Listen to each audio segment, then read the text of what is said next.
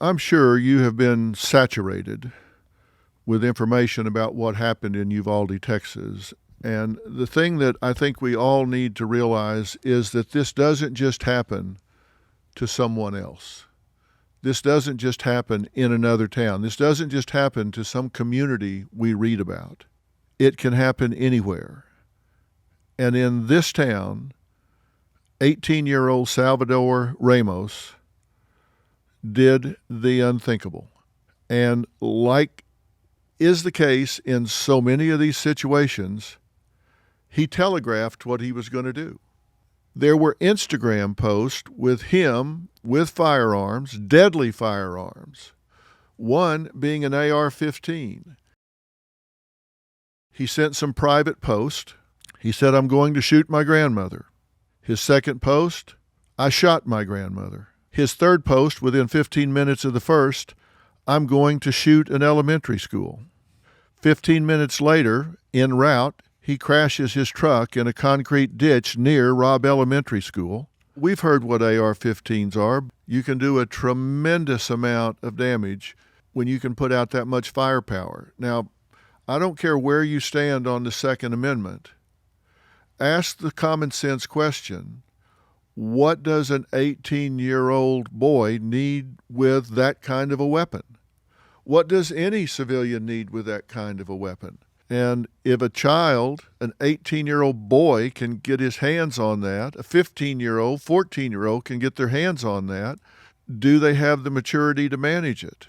You're looking right now at the ammunition that this particular weapon put out. This is a serious round of ammunition that will do tremendous damage to whatever it hits. Now, again, I'm not going to go back over all of these tragic details with you, but this young man enters the back door and makes his way down a series of short hallways before he enters a classroom, where he opens fire with this rapid fire weapon, is what we now believe, and kills 19 students and 2 teachers. How long did it take before someone responded? That's in controversy right now. Parents are frustrated, saying police officers did not respond fast enough.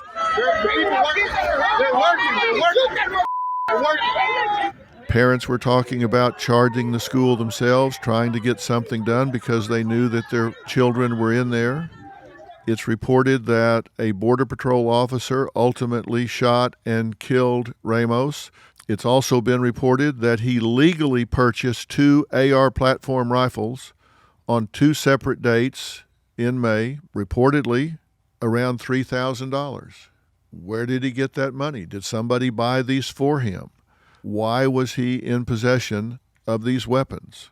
Most people greatly underestimated how much of a problem this is in America today. And I'm not talking about mass shootings. I'm just talking about school shootings right now. And I want to tell you that the trend is getting worse. In 2021, there was an all-time high number of school shootings. Now, it depends on how you define a school shooting. And I want to tell you that the Center for Homeland Defense and Security K through 12 school shooting database defines it this way. They define a school shooting as any incident where a firearm was brandished or fired at a school. Doesn't mean somebody was killed, but a gun showed up at a school and was brandished. And from January 1st through December 5th, the database reported 222 incidences. Now, if you divide that up by the number of average weeks in a school year, which is, we'll pick 36, that's 6.16 incidences per week. Now, if your jaw's not on the floor, I would be surprised. This is clearly headed in the wrong direction. What's it going to take for us to wake up and say we have to do something? More than 311,000 students have experienced gun violence since Columbine occurred. That's according to the Washington Post. This is out of control. Jesse Rodriguez's 10-year-old daughter Annabelle was one of the 21 killed. They let our babies get slaughtered, sacrificed, while their asses sitting behind a wall. 19 students and 2 teachers at Robb Elementary School should have been starting the first day of their summer break today. Instead, their families are making funeral plans. On the brink of summer vacation, lives in the small town of Uvalde, Texas have changed forever. This is the deadliest school shooting since the Stoneman Douglas High School shooting in Parkland, Florida in 2018.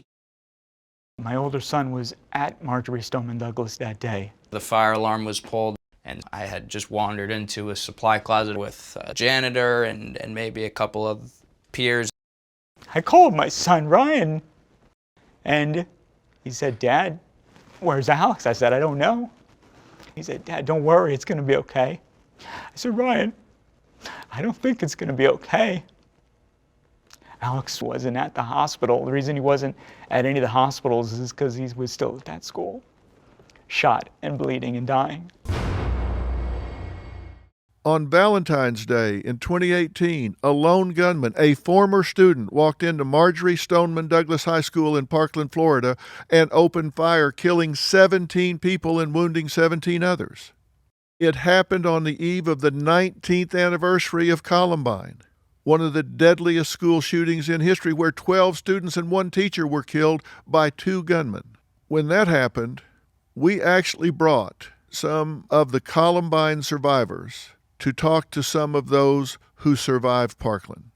And not surprisingly, the memories of that day, those minutes almost 2 decades ago, were just as fresh as all of those years ago. When these school shootings happen now, it's been 19 years, what effect, if any, does this have on the 2 of you? It affects me terribly. I'm now a mother of 2, and I send them into this environment that I feel isn't safe. It's a struggle every day to send them off to school. Especially when another shooting happens, it brings it all back. It's re-victimizing all over again. You relate to the sounds, the emotions. You're square one again. It You're like right back resets there. my progress.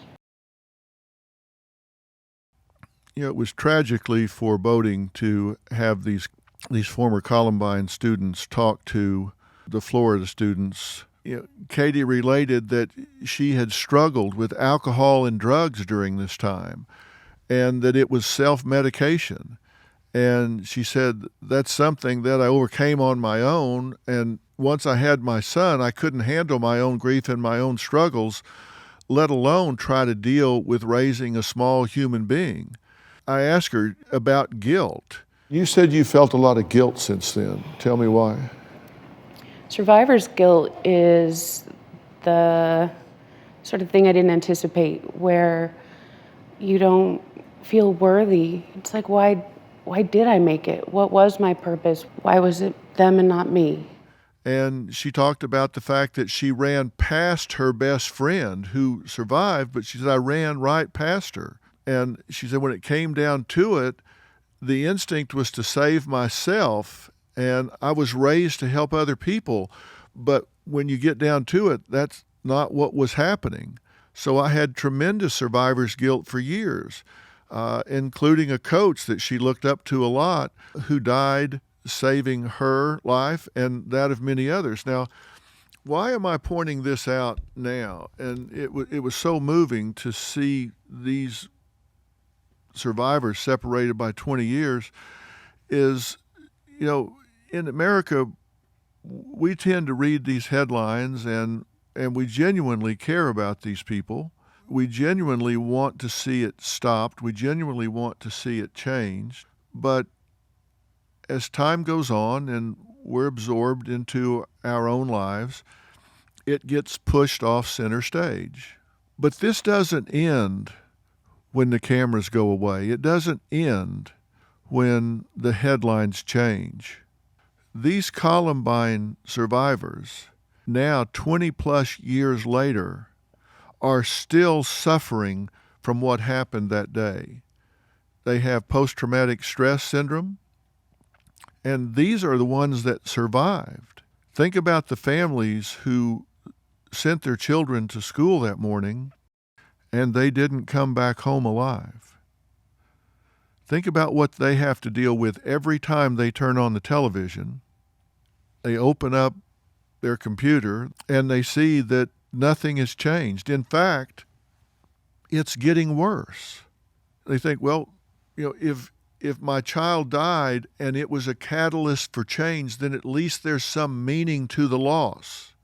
But was there meaning to the loss? If it's gotten worse, if it's doubled, if it's gone up 98% since 2017, then you say, I lost my loved one, or I went through this and survived, and nothing has changed. In fact, it's gotten worse. They died in vain. Their life meant nothing.